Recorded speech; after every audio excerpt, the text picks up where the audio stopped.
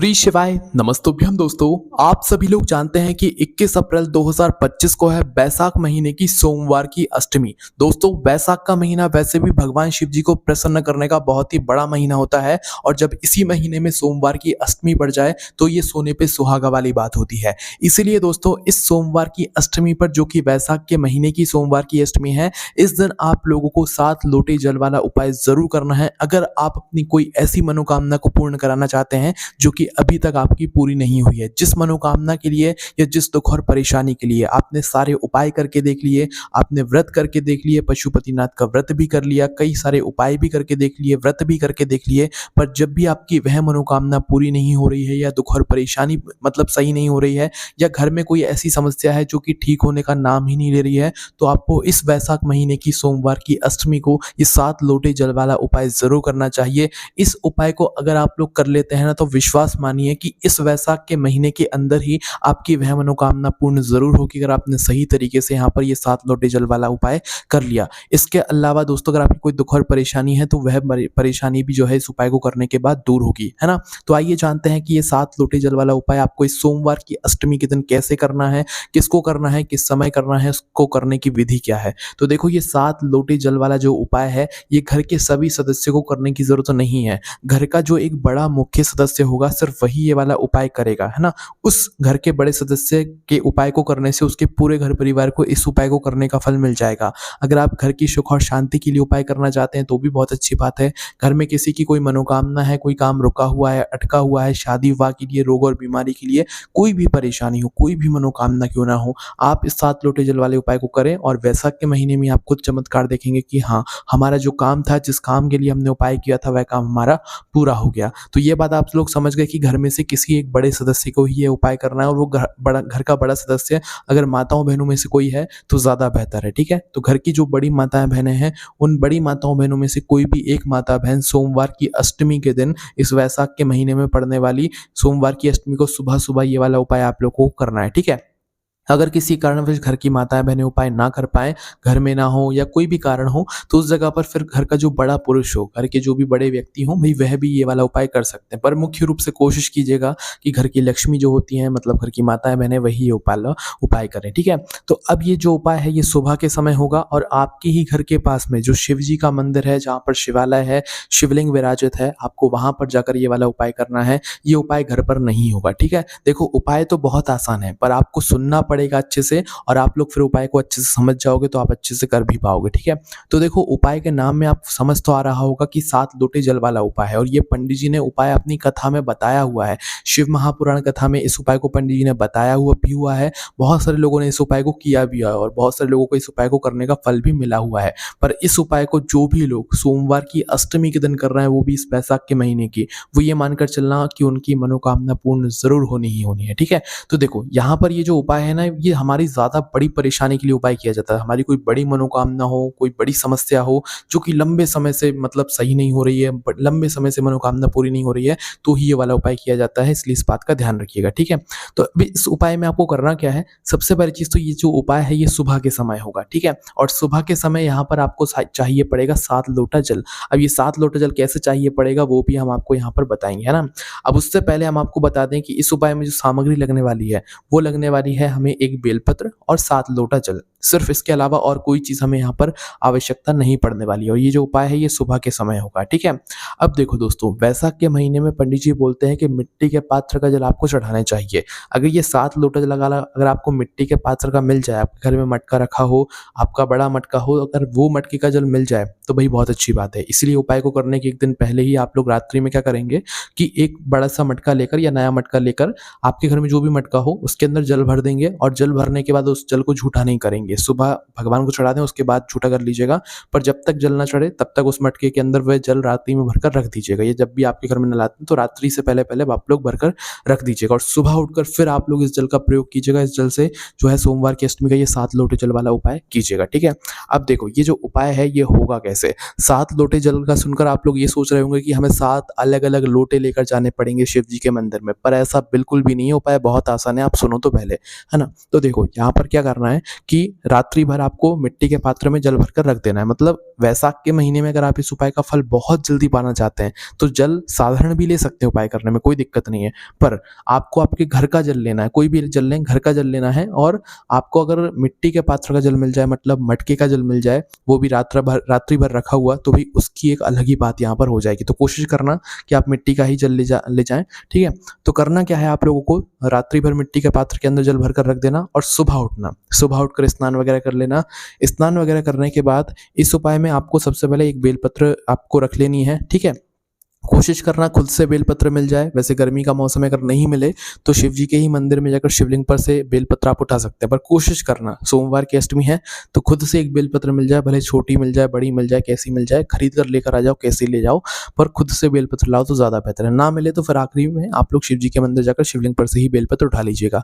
अब दूसरी चीज़ के बारे में बात करते हैं, 7 लोटा जल। अब ये 7 लोटा जल आप लोग कैसे लेकर जाओगे, कैसे आपको भरना है, वो जान लेते हैं।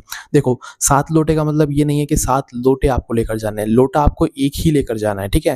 पर ये जो 7 लोटा जल है, ये आपको किसी पात्र में भरकर लेकर जाना है। मतलब आपने जो रात्रि भर मटका भरकर रखा हुआ है या जो भी आप जल ले रहे हैं, उस जल को आपको अपने घर के रसोई घर से किसी ऐसे पात्र में भर लेना है जिसके अंदर 7 लोटा जल आ जाए। या आपके घर में कोई बाल्टी वगैरह हो जो कि भगवान के कार्यों में इस्तेमाल होती हो, तो आप उस बाल्टी के अंदर उतना जल भर लें। या कोई प्लास्टिक की बॉटल हो, ढक्कन हो, कुछ भी चीज़ हो जिसके अंदर आपका 7 लोटा जल बन जाए।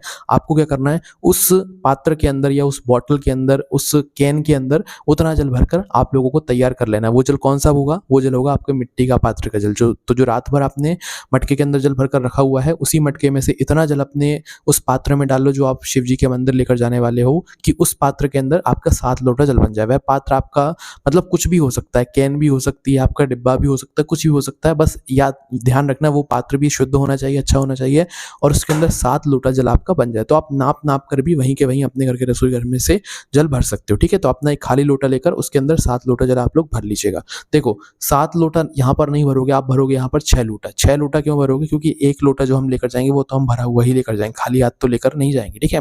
तो अपने पात्र के अंदर 6 लोटा जल आप लोग भर लीजिएगा। और 6 लोटा भरने के बाद अपना आखिरी जो 7वां लोटा है उसको भरकर रखे रहिए अपने लोटे के अंदर ही। उसको आपको खाली नहीं करना है, 1 लोटा भरकर ही आपको अपने साथ में लेकर जाना है, ठीक है। तो ये 1 लोटा हो गया हमारा। बाकी 6 लोटा जो जल है वो हम किसी पात्र में रख लेंगे।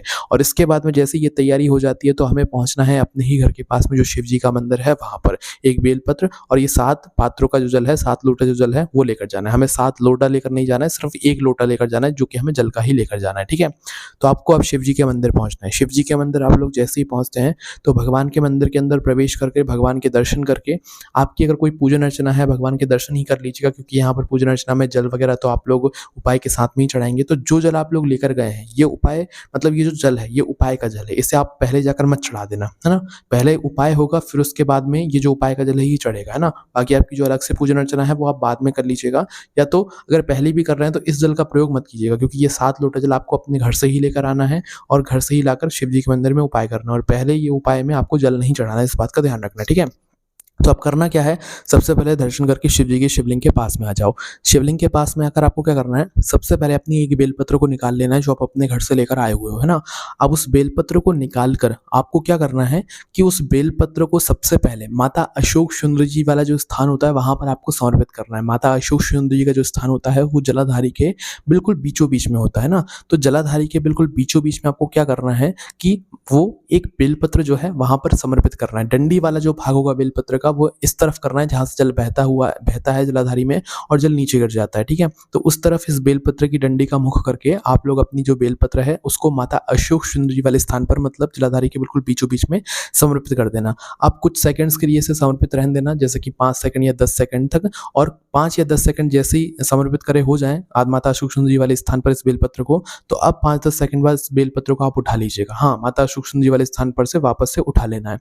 उठाने के बाद अब इसी बेलपत्र को आपको चढ़ाना है शिवलिंग के ऊपर। पर ध्यान रखना कि जिस तरफ से आप इस बेलपत्र को चढ़ा रहे हो उस तरफ आपकी इस बेलपत्र की डंडी का मुख नहीं होना चाहिए, बल्कि इस डंडी का मुख होना चाहिए आपकी विपरीत दिशा में। मतलब आप जिस तरफ से इस बेलपत्र को चढ़ा रहे हो आपके सामने की जो भी दिशा है उस सामने की दिशा में कर मतलब आपको अपनी बेलपत्र की डंडी का मुख करके इसे फिर शिवलिंग पर चढ़ाना है। कहने का मतलब है कि बेलपत्र की बीच वाली बड़ी पत्ती का जो मुख है वो आपकी तरफ होना चाहिए उस टाइम, और डंडी का मुख आपकी विपरीत दिशा में, मतलब आपके सामने वाली जो जगह रहेगी उस तरफ करके आप लोगों को फिर इस बेलपत्र को शिवलिंग के ऊपर यहाँ पर चढ़ा देना है। अब शिवलिंग के ऊपर जैसे ही आप इस बेलपत्र को चढ़ा देते हैं, अब बारी आती है 7 लोटा जल चढ़ाने की, है ना?